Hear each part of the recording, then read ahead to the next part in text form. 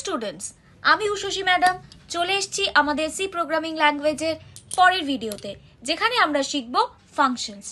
কি জিনিস ফাংশনস, কিভাবে ইউজ করতে হয়, চলো দেখে নেওয়া যাক। আমরা চলে যাই আমাদের কম্পিউটার স্ক্রিনে। হ্যালো স্টুডেন্টস, আমরা চলে এসেছি আমরা আমাদের পরের টপিক নিয়ে, একটা খুব ইম্পর্টেন্ট টপিক সি প্রোগ্রামিং এর, সেটা হচ্ছে ফাংশন। আজকে আমরা দেখে নেব কিভাবে আমরা ফাংশন ইউজ করতে পারি সি প্রোগ্রামিং ল্যাঙ্গুয়েজে। প্রথমে আমাদের হেডার ফাইল #include_stdio.h, তারপরে হচ্ছে মেন ফাংশন, এটাও কিন্তু একটা ফাংশন। আচ্ছা, প্রথমে বুঝে নিই ফাংশন জিনিসটা কি। ধরো তোমাদের বাড়িতে একটা ওয়াশিং মেশিন আছে, ঠিক আছে? এবার ওয়াশিং মেশিনটা কি কাজ করে?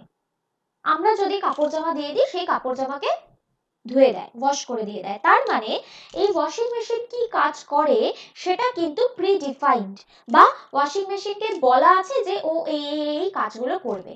এবার যখন আমি ওয়াশিং মেশিনকে চালাবো বা ডাকবো বা কল করব, তখন ও ওই কাজটাই করতে থাকবে। ফাংশনের কাজও কিন্তু একই রকম, মানে আমি একটা ফাংশন লিখে রেখে দিলাম, এবার যখন কোনো প্রোগ্রামে যে কোনো জায়গায় ওই ফাংশনটাকে আমি যদি ডাকি বা কল করি, তাহলে কিন্তু ওই জায়গায় ওই ফাংশনের কাজটা হতে থাকবে। তার মানে কি ওই পিস অফ কোড বা ওইটুকু জিনিস আমাকে বারবার লিখতে হচ্ছে না। এটাই হচ্ছে সুবিধে। একটা জায়গায় আমি ফাংশনটা লিখে রেখে দিলাম, তারপরে যেখানে আমার দরকার ওই ফাংশনটাকে আমি কল করে নিলাম, তাহলে ওই ফাংশনটা চলতে থাকলো। এটাই হচ্ছে ফাংশনের সুবিধা। চলো দেখে নিই। প্রথমে হচ্ছে আমাদের যেটা করতে হয় সেটা হচ্ছে ফাংশন ডেফিনেশন, মানে ডিফাইন করা যে ফাংশনটা কি কাজ করবে। তার জন্য কি করতে হয় দেখো, ধরো সামের আমি একটা ফাংশন লিখতে চাইছি। এবার প্রথমে কি করতে হয়, যে ফাংশন, সেই ফাংশনের একটা রিটার্ন টাইপ দিতে হয়। সেটা কি হলো?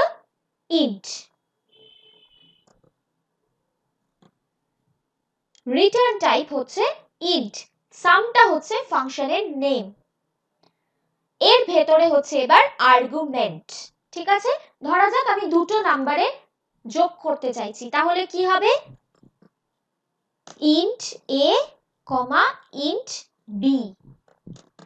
তার মানে এটা হচ্ছে আর্গুমেন্ট পাসিং বা প্যারামিটার পাসিং। ঠিক আছে, এটা হচ্ছে প্যারামিটারের টাইপ আর এটা হচ্ছে প্যারামিটারের নাম। ঠিক আছে, তাহলে প্রথমটা কি হলো? ফাংশনের রিটার্ন টাইপ, এটা হলো আমার ফাংশনের নেম, তারপরে হচ্ছে প্যারামিটারের টাইপ আর প্যারামিটারের নাম। ঠিক আছে, এইভাবে আমরা কোনো ফাংশনকে কিন্তু ডিফাইন করতে পারি। ঠিক আছে, এবার কি করতে হয়, এর ভেতরে হয়ে যায় আমাদের body of the function.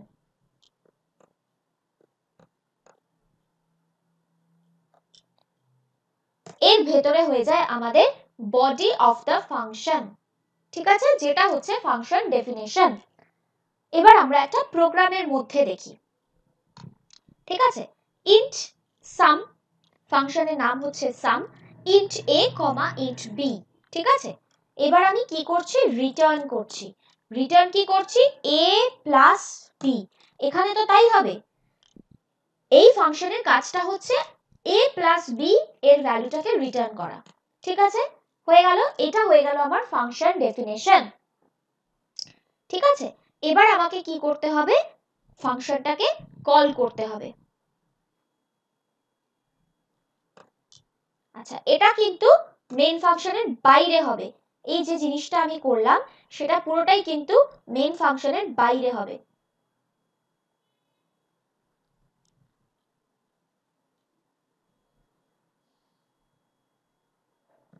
Int some, int a, int b। ঠিক আছে, তাহলে রিটার্ন a প্লাস b হয়ে গেছে। আচ্ছা, এইবার হচ্ছে এখানে ইন্ট মেইন বা মেইন ফাংশন, যেটা মেইন ফাংশনের ভেতর সবসময় কিন্তু আমাদেরকে ফাংশন কল করতে হয়, ঠিক আছে?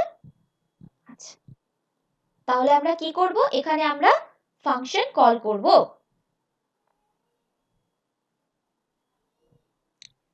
আচ্ছা, int sum,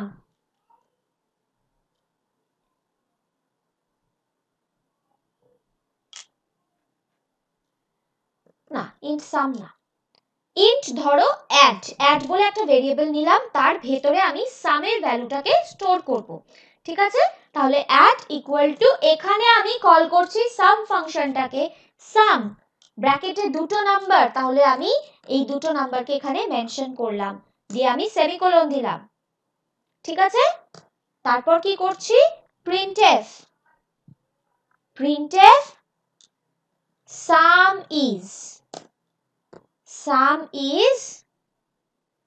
কি হবে, দেখো পার্সেন্ট ডি করতে হবে, সরি ভেতরে পার্সেন্ট ডি করতে হবে,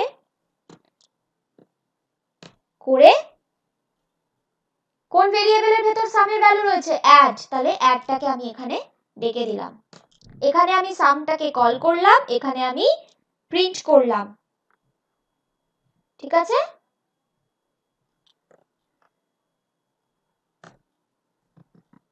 রিটার্ন 0, দেখি রান, দেখো সাম ইজ 50 দেখিয়ে দিচ্ছে, তার মানে কি হচ্ছে, আমি এখানে একটা ফাংশনের ডিফাইন করে রেখে দিয়েছি যে সাম ফাংশনটা এই কাজটা করবে, এবার আমি মেন ফাংশনের ভেতরে যেখানে আমি সামটাকে কল করব সেখানেই কিন্তু ওর রেজাল্টটা, ওই ফাংশনটা কাজ করবে, মানে ইন্ট অ্যাড এর ভেতরে আমি ফাংশনের ভ্যালুটা লিখবো রাখবো, সেজন্য অ্যাড বলে একটা ভেরিয়েবল নিয়েছি, তারপরে আমি সামটাকে কল করেছি, সামের ভেতরে দুটো নাম্বার আমি দিয়ে দিয়েছি, দিয়ে কি করলাম, printf add,